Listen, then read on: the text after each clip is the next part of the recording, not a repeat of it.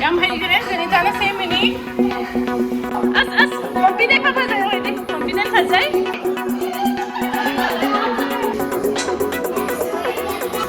Kita ni kan ko. Mama kan ngi ke. Macam ko yung sala iba sa. Kasi yen ka sabuga nga ko masahan sa sila kay na may sila sila. Kompara. Nga mo ko kayo sa kamay ng nga ko.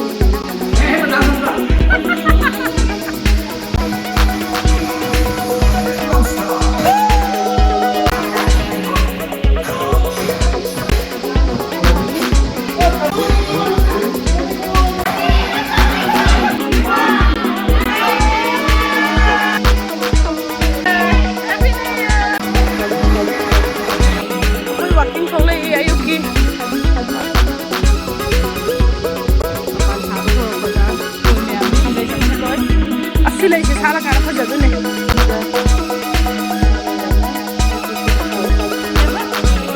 Newyear. Newyear. Terus saya kaya lah macam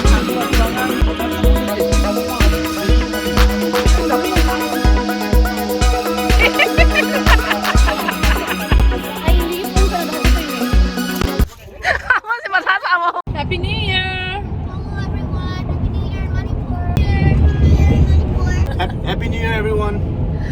Ako'y Manipur dadi huzik Newyear oy kare. Ado ako'y si dadi oydri. Oyraktore huzik nudang waram ne. Ado ako'y se kano ne. Ako'y family mga mugtawraga Airbnb dagi yung mamawairaga punna laysay na tawone 3 days ne 2 nights ade aduga 3rd day numita ako'y halagto ne.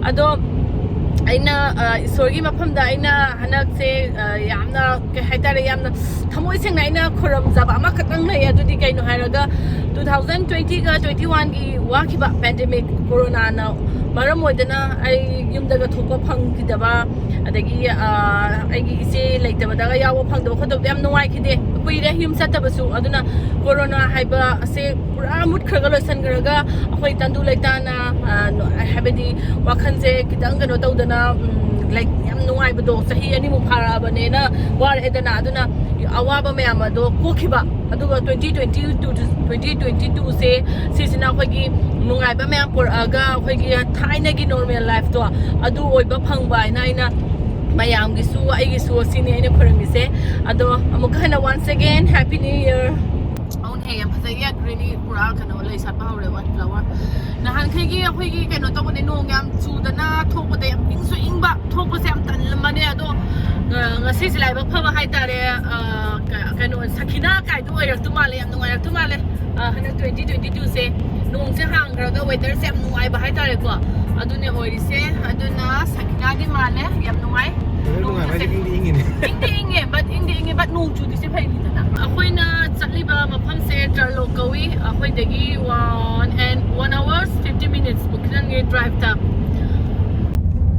ahera kibra ibom to laitam se ahim naga se kiba hoye Well, let's get some clouds.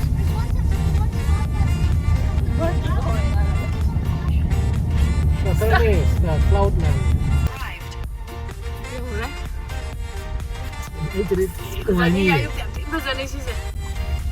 So big. Oh, I saw somebody going.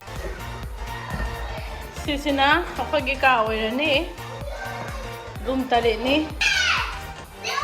Dahil mayamam na ire.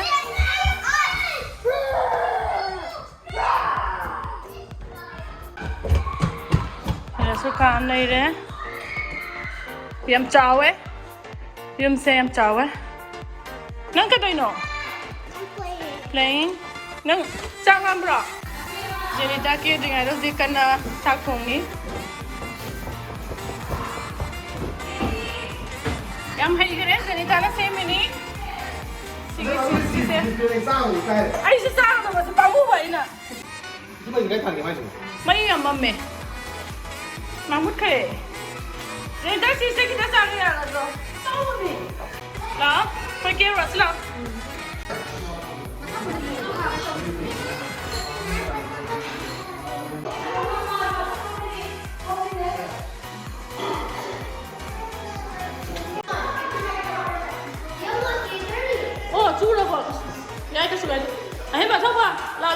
picture.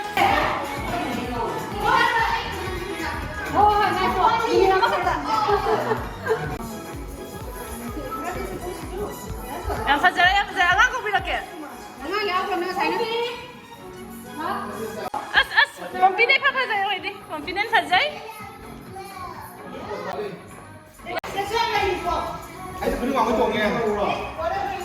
Kamu mau rampir ora? Namun ni wan sakau betul ni nak kau betul. Siapa saya? Oh, FYI. Sini nak sama ni kok. Angang kok. Yang saya. Isi kata mu yang want to minta view.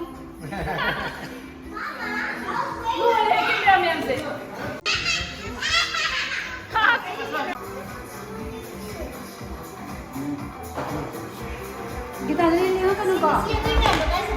Ama kan nawi ke? Okay, now stand up. Cheese! Dress is here! Cheese! Tonton this side, cheese! Do what? Macam aku yang salah ni mana salah sih? Kamu yang aku yang salah yang apa sih? Ya. Kasi Newyear kasi yen ka sabunga ngobama nga thong masahan di. Ada isina kay no hindi sina chicken thongba. Alu siya opera. Nga mo ko kaya. Lâu nữa rồi. Sai đi bộ xả bên xí này. Lâu. Aure ini pakora ne, nga makong ne, gazel ne, cheese yaure. Kay wali to pa. Ano sa? As, na may ang sanay na. Ha.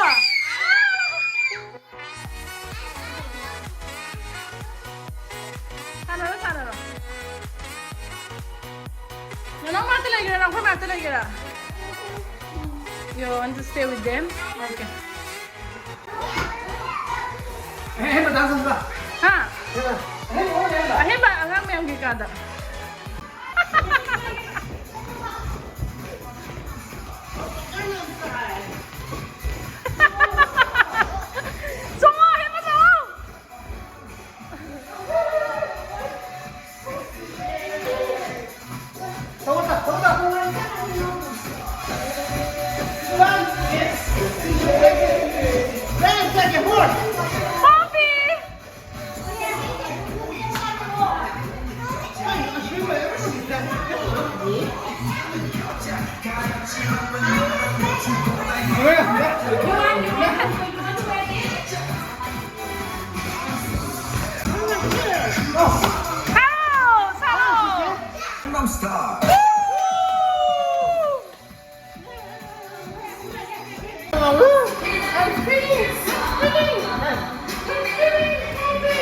Bà bố ngồi bên ơi, trong cái chào mà thuộc biết đâu.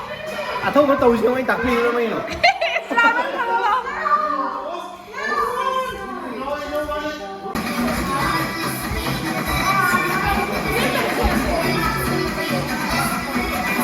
Chúng cái sao đó thì nào?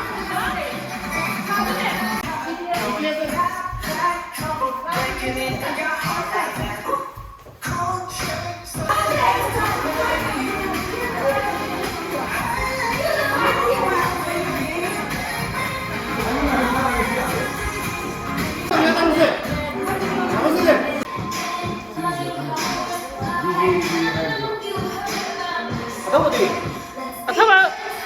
Gak ada yang boleh. 예, 미드를 먼저 얘기해 너. 매일 듣기로.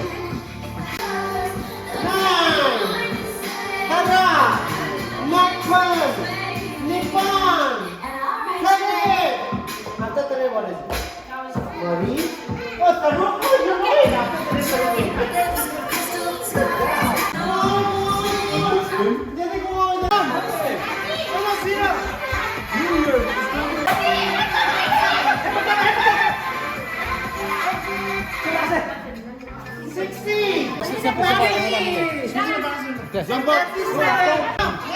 Happy! Ready? 4, 3,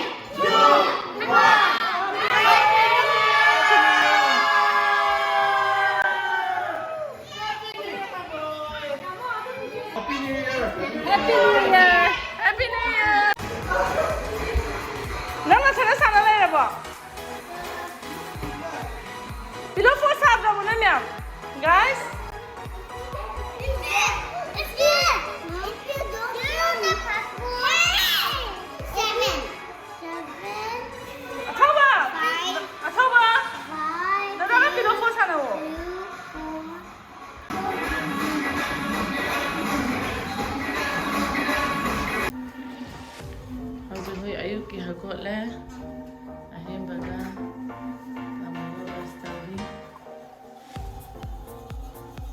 Mapaan ito aging alaga napatay. Siyempre pa dyan ito may.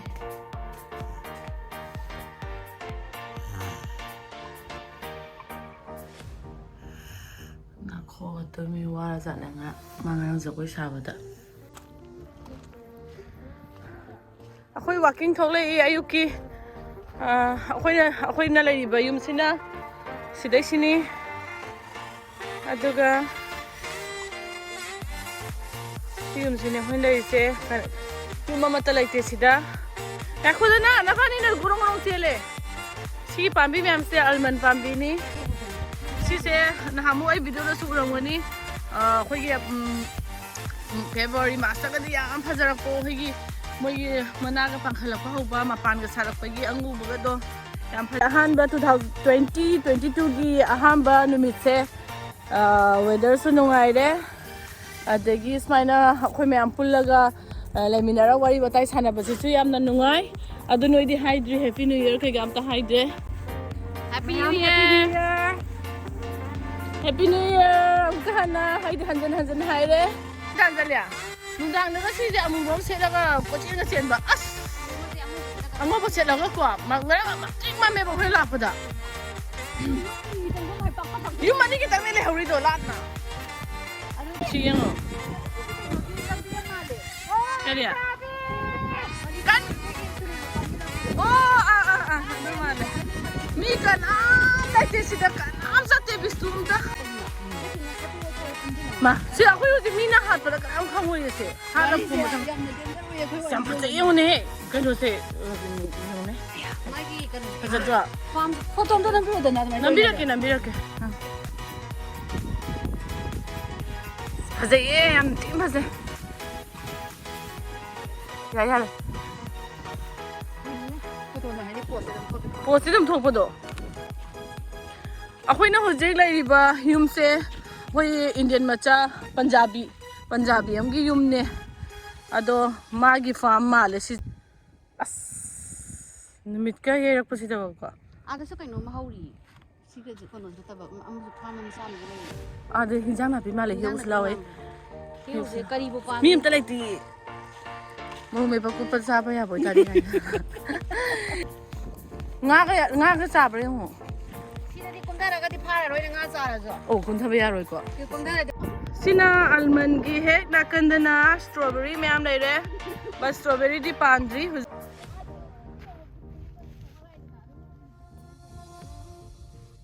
Aspal ka na phazado ne si pulap lai base la se sida mulai ra se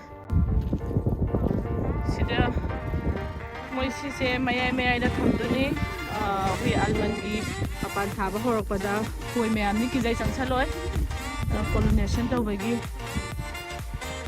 mau ngong muna kung na paisale ki jai gari mi au de me mai nga sari yeng se khoi walking wana saluraga yaure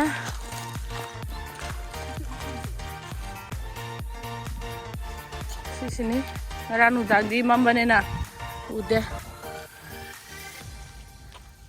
asilai se sala kana phajadu ne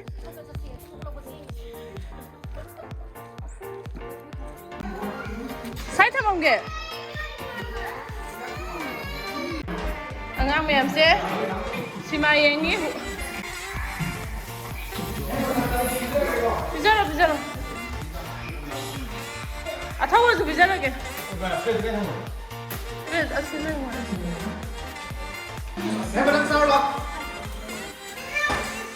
angang sing se nungai bda loi le sima se kana yengi no angang ꯆꯥꯛ ꯄꯤꯖꯔꯁꯤ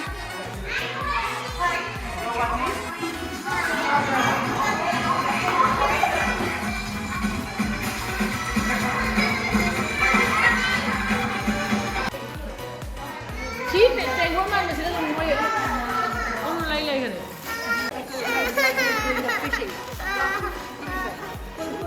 kaptreng sina kaptreng to gulo to lai nani ta makun nani ko to kada na mai yawi ba hama kaptu ne ba to sina mai ri ba awolo to da de numidang osele yam inge aduna mai maninda simale rame mai tikene tawri 뭐야, 내 실각이 통계 이래. 파운드 equipment mem도. 아, summer다 din wani sila sa warm sila ire.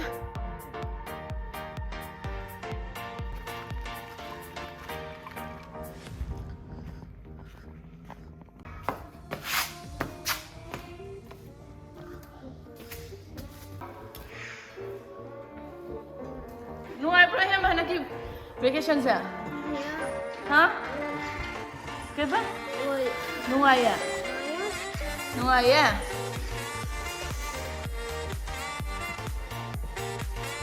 Hay mặc cái đó mình mới xin đi à? Ôi xin thằng à, xin thằng mình xin. Hôm nay mà xin, không bây giờ xin.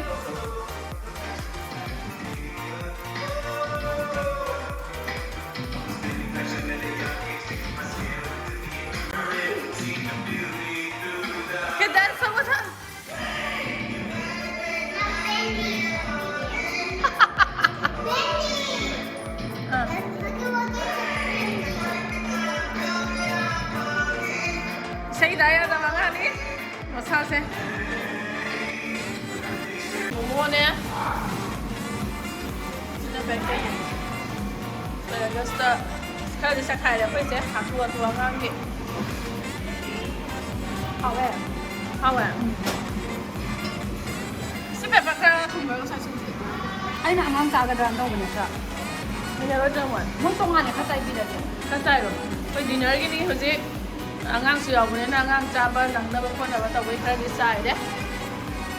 Hawai so to lagi ha.